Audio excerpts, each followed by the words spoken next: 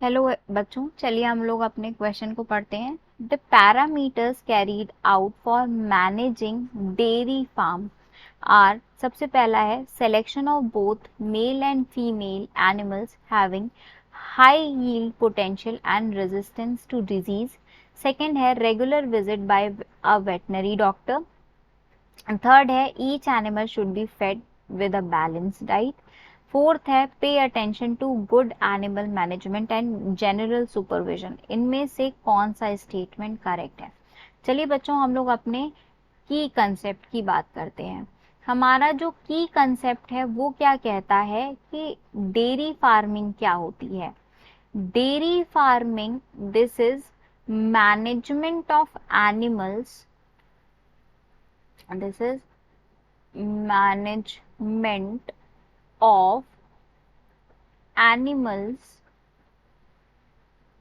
which are milk giving, जो कि milk giving animals हैं, डेयरी प्रोडक्ट जिनसे हमें मिलता है।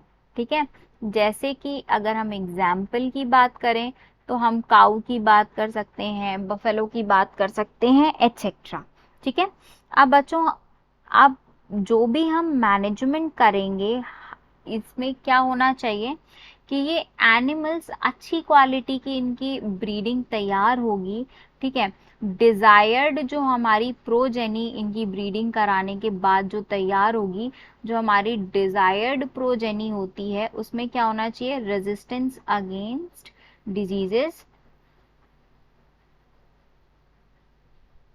अगेंस्ट डिजीजेस, ताकि जो भी हमारी प्रोजेनी तैयार हुई है, जो भी हमने नया कैटल तैयार किया है, अगर वो बार बार बीमार पड़ेगा तो फिर क्या होगा बच्चों?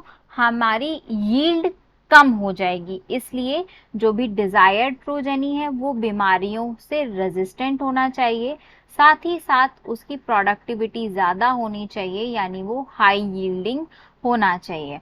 ठीक है, और ऐसे में हमें क्या कराना है? ऐसे में डिजायर्ड प्रोजेनी तैयार करने के लिए we have to select superior quality male and superior quality female, और उनके बाद हम मेटिंग कराएंगे। तो desired progeny, this is prepared, ठीक है, ये प्रिपेयर किया जाता है by crossing of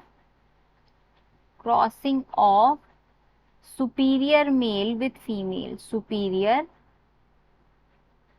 male with superior female, दोनों ही सुपीरियर क्वालिटी के होने चाहिए, अच्छे होने चाहिए, ताकि हमारी जो प्रोजेनी हो वो भी अच्छी क्वालिटी की तैयार हो, उसमें सारे डिजायर्ड कैरेक्टर्स हों।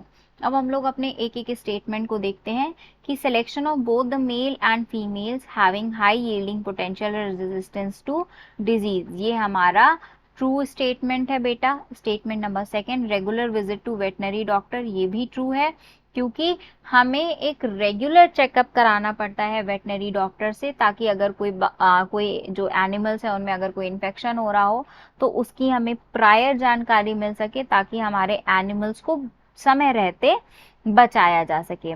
इसके बाद each animal should be fed with balance diet, ये भी हमारा ट्रू है, क्योंकि अगर एनिमल्स को बैलेंस डाइट मिलेगी, अच्छी डाइट मिलेगी, तो उनकी यील्डिंग, उनकी प्रोडक्टिविटी भी अच्छी होगी। लास्ट स्टेटमेंट भी हमारा ट्रू स्टेटमेंट है कि हमें टाइम टू टाइम जितने भी अच्छे मैनेजमेंट के तरीके हैं उसे अपनाना चाहिए और जनरल सुपरविजन फॉलो करना चाहिए, यानी all the given statements are true. So जो हमारा सही आंसर है this is option number D. I hope आप सभी को क्वेश्चन एंड सॉल्यूशन समझ में आ गया होगा। ऑल द बेस्ट बच्चों।